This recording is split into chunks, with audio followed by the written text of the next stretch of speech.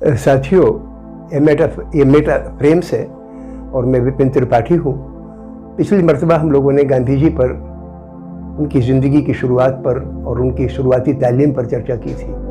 आज दूसरा एपिसोड है और मैं इस पे गांधी जी की 10वीं के बाद की पढ़ाई जो उन्होंने लंदन में की उसकी चर्चा करना चाहता हूँ और उसके साथ साथ इसका भी जिक्र करूँगा कि आज के माहौल में भी लोग बाहर पढ़ने जाते हैं तो उन पर क्या दुश्वारियाँ आती हैं और क्या सीखते हैं। गांधी जी लगभग 18.5 साल के थे जब पढ़ने के लिए वो लंदन गए। उनके अब्बा गुजर चुके थे और बड़े भाई ने कर्जा लेके उनको पढ़ाने की का बंदोबस्त किया। माँ ने उनको बड़ी फिक्र के साथ भेजा कि बेटा तू वहाँ जाके बिगड़ मत जाना। तो 3 बातों का वो कसम खा के अपनी अम्मा के साथ गए। पहली कसम ये थी कि वो शराब नहीं पिएंगे, गोश्त नहीं खाएंगे और किसी लड़की के साथ बदचलनी नहीं करेंगे। ये 3 बातें करके वो चले गए। अच्छी बात ये थी कि गांधी जी जो बात तय करते थे उस पर टिकते थे और आंखें खुली रखते थे। जब इंग्लैंड पहुंचे तो पानी के जहाज से गए थे। पानी के जहाज में काफ़ी वक्त लगता था, करीब 15 दिन लग जाते थे 20 दिन पहुंचने में। वहाँ पहुंचे तो कोई जान पहचान तो किसी से थी नहीं। कुछ चिट्ठियाँ ले गए थे जान पहचान कुछ लोगों की, तो उन लोगों से मुलाकात की। लेकिन वो शुरू में तो 1 आध दिन किसी होटल में ठहरे, बाद में फिर किसी परिवार में पेइंग गेस्ट बन के रुके और उसके बाद फिर अपना अलग से कमरा किराए पे ले लिया किसी गरीब सी बस्ती में और उसमें रहे। कोशिश ये थी कि वहाँ से जहाँ उनका कॉलेज है वहाँ तक पढ़ने जाने में सफ़र खर्च न लगे, लिहाजा पैदल जा सकें। तो 3-4 मील तक वो एक तरफ से पैदल जाते थे और इस तरीके से उन्होंने आने जाने में पैसा बहुत कम खर्च किया। उससे फ़ायदा ये हुआ कि उनकी सेहत अच्छी रही। पूरे 3 साल रहे वो वहाँ पे लंदन में, इंग्लैंड में, लेकिन उनको कोई बीमारी वगैरह नहीं हुई, डॉक्टर के पास नहीं जाना पड़ा। तो एक सबक सीखा गांधी ने कि चलने से जो अपने आप को व्यायाम होता है और वो भी किसी पर्पस के बगैर नहीं, आप जहाँ काम धंधे पे जाएं, पढ़ने लिखने के लिए जाएं, अगर वहाँ तक जाने में आप पैदल चलें तो उससे आपकी सेहत अच्छी रहती है। खाने पीने का भी उनके दिमाग में वेजिटेरियन नॉन वेजिटेरियन का मसला नहीं था। मसला ये था कि कम खर्च में सादा खाना खाना है। तो कई बार वो अपना खाना बना लेते थे। एक अंगीठी रख रखी थी उन्होंने अपने घर में, उससे वो नाश्ता वगैरह बना ले। कई बार बाहर भी खाते थे लेकिन कोशिश करते थे कि सादा से सादा खाना खाएं। तो गांधी ने अपनी जो आत्मकथा लिखी उसमें इस पीरियड का काफ़ी लंबा जिक्र किया, 30-35 सफ़े में जिक्र किया। पढ़ाई के बारे में उन्होंने सिर्फ 1 पेज लिखा।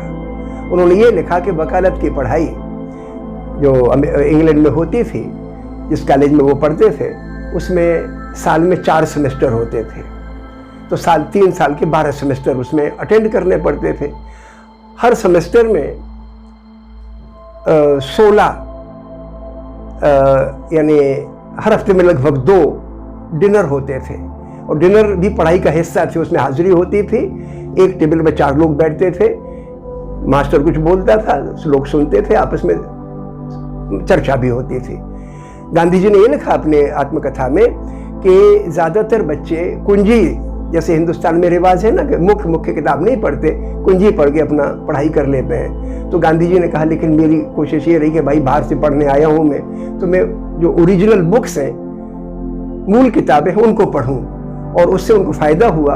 उन्होंने वहाँ पे फ्रेंच का जो लॉ है वो पढ़ा और इंग्लैंड का कानून पढ़ा। पूरी दुनिया में सबसे ज़्यादा बड़ा साम्राज्य तो अंग्रेजों का था, तो कानून पढ़ना ही था उनको। कई मुल्कों में फ्रांस का राज था, लिहाजा वही कानून उन्होंने पढ़ा। हिंदुस्तानी कानून पढ़ने का मौका बहुत कम आया, लेकिन एक फ़ायदा हुआ और गांधी ने उस पर बड़ा ख्याल किया कि अंग्रेजों के कानून, चाहे वो व्यक्तिगत स्वतंत्रता का कानून हो, चाहे वो पढ़ाई लिखाई के सरकार की जिम्मेवारी का कानून हो, ये कानून इंग्लैंड में अलग प्रकार के हैं और उन मुल्कों में जहां इंग्लैंड की हुकूमत चलती है, उपनिवेश बना के रखा हुआ है जिन मुल्कों को, वहां दूसरा कानून है। तो ये गांधी को से एक बात सीखी गांधी ने इस पढ़ाई के साथ साथ कि आखिर इंसान तो सब एक है, उन सब के लिए हुकूमत भी दोनों जगह एक है, तो फिर कानून अलग अलग क्यों? इंसान के दरमियान भेदभाव क्यों? आमतौर पे वकालत की पढ़ाई करने वाले सिर्फ यही सोचते हैं कि भाई किस तरीके से वो अपने मुवक्किल या जिनका वो केस लड़ रहे हैं उनको जिता सकें। गांधी के दिमाग में दूसरी बात आई कि कानून में भेदभाव क्यों, और अगर हमारा मुवक्किल गलती पर है तो हम उसको जिताएं क्यों। ये दूसरी बात गांधी के समझ में आई, जो गांधी को बाकी वकीलों से जुदा करती है। गांधी हिंदुस्तान के सबसे बड़े वकील नहीं थे, अदना वकील थे, साधारण वकील थे, लेकिन ये बात गांधी को उन सबसे अलग कर देती है और गांधी को क्रांतिकारी बना देती है, इंसानियत की बड़े ऊंचे मकाम पे पहुंचा देती। वो ये बात कि हमारा काम वकालत के जरिए सच्चाई का पता लगाना, सच्चाई को सामने रखना है, गलत आदमी को जिताना नहीं है। ये गांधी ने बड़ी बात सीखी। फिर उस पढ़ाई के दौरान गांधी लोगों से रिश्ते बनाने में खास ध्यान देते थे कि किसी से उनके साथ धोखा ना हो जाए। तो वहां क्या था कि हिंदुस्तानी लोग जो जाते थे उसमें बहुत सारे शादीशुदा जाते थे, लेकिन शर्म के मारे बताते नहीं थे कि हम शादीशुदा हैं।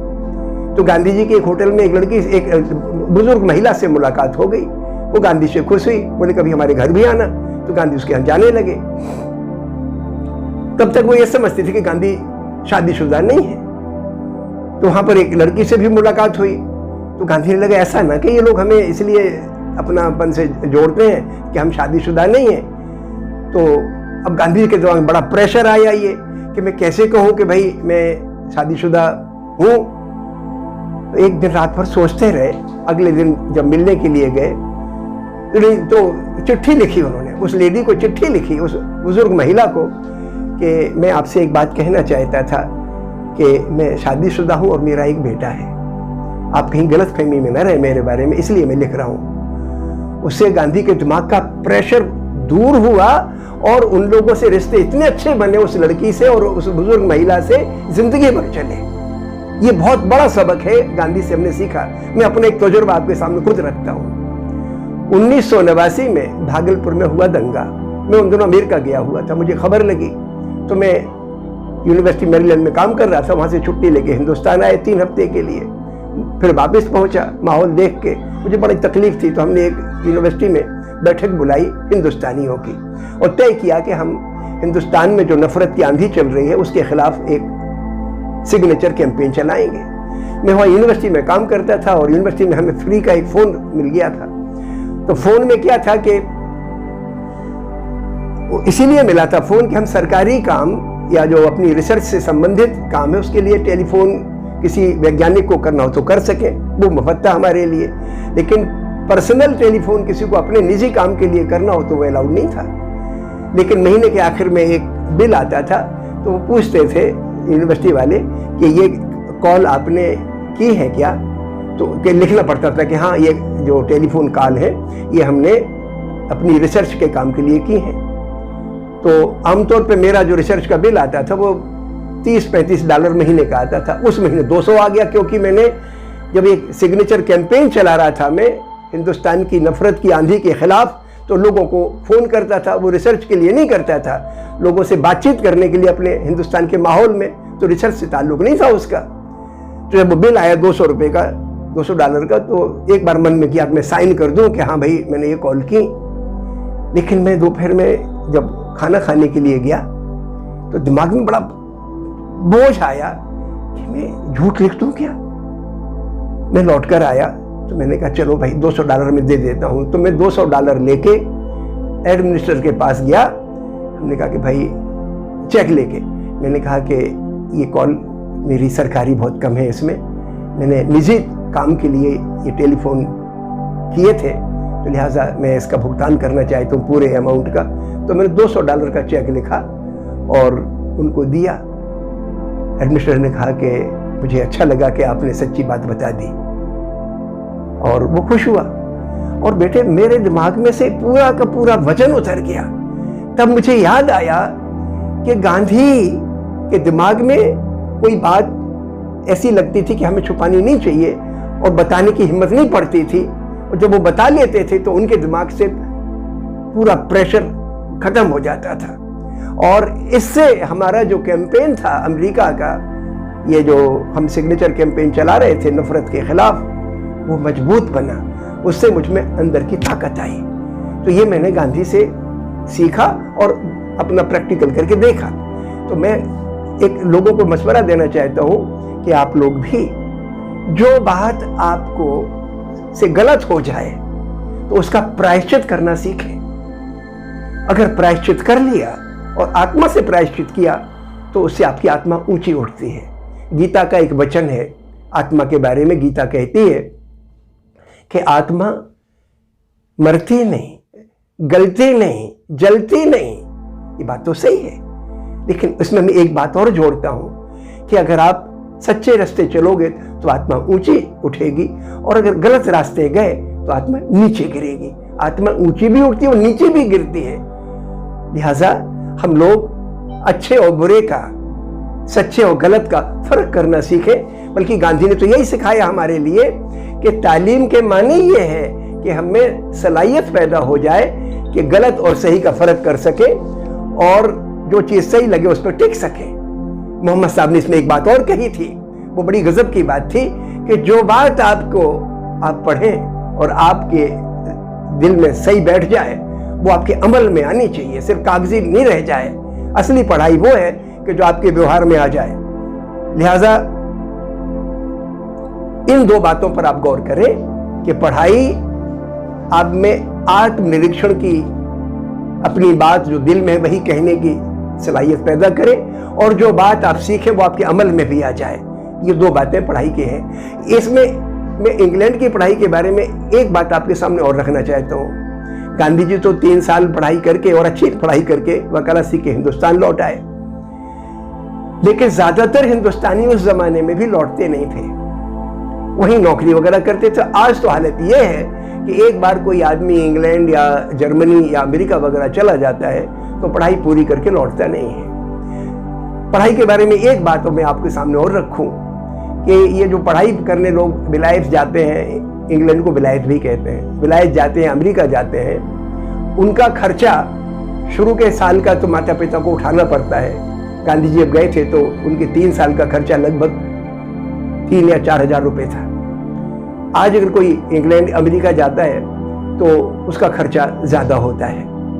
वहाँ की जो फीस है वो वहाँ की जो प्रति व्यक्ति राष्ट्रीय आय है उसके लगभग 1/4 या 1/3 होती है।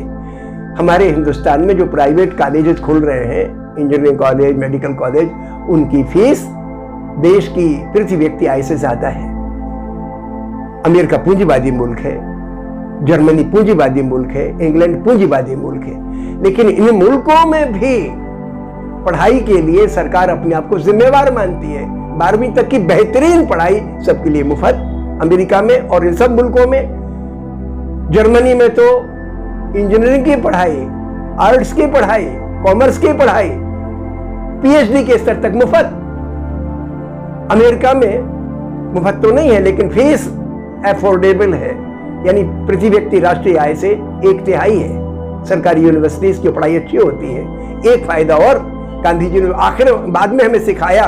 1937 में गांधी जी ने जब वर्धा में एक शिक्षा सम्मेलन किया जिसकी सदारत डॉक्टर जाकिर हुसैन ने की थी, तो उस वक्त गांधी जी ने एक बात रखी थी कि पढ़ाई सिर्फ अक्लमंद लोगों का हक नहीं है, पढ़ने का हक सबका है। जिस तरीके से एक बच्चा चलता है, बचपन में तो माता पिता की गोद में रहता है, बड़े भाई बहन की गोद में उठता चलता है, लेकिन जब 1-2 साल का हो जाता है अपने पाँव पे चलता है, वो जिंदगी भर अपने पाँव पे चलना पड़ता है। गांधी जी कहते थे कि उसी तरह हर शख्स को अपनी अकल से ही पूरी जिंदगी बसर करनी है, पूरे फैसले लेने हैं। इसलिए पढ़ने का हक सबको है। ठीक है भाई, कोई ज्यादा तेज होगा पढ़ाई में तो कोई कायदा वो 1 दिन में सीख जाएगा, तो थोड़ा धीमा सीखता होगा 2 दिन में सीख जाएगा, लेकिन जो आदमी सीखेगा उसका इस्तेमाल वही तो करेगा। तो पढ़ाई का मतलब दूसरों को लूटना, दूसरों पे धौंस जमाना नहीं, बल्कि अपने अंदर सलाहियत पैदा करना ताकि आप अपने पांव पे खड़े हो सकें, अपने फैसले खुद ले सकें। यह है असली पढ़ाई। मुझे बड़ी खुशी है कि आज मैं आप लोगों के सामने तालीम के बारे में कुछ बात कह सका।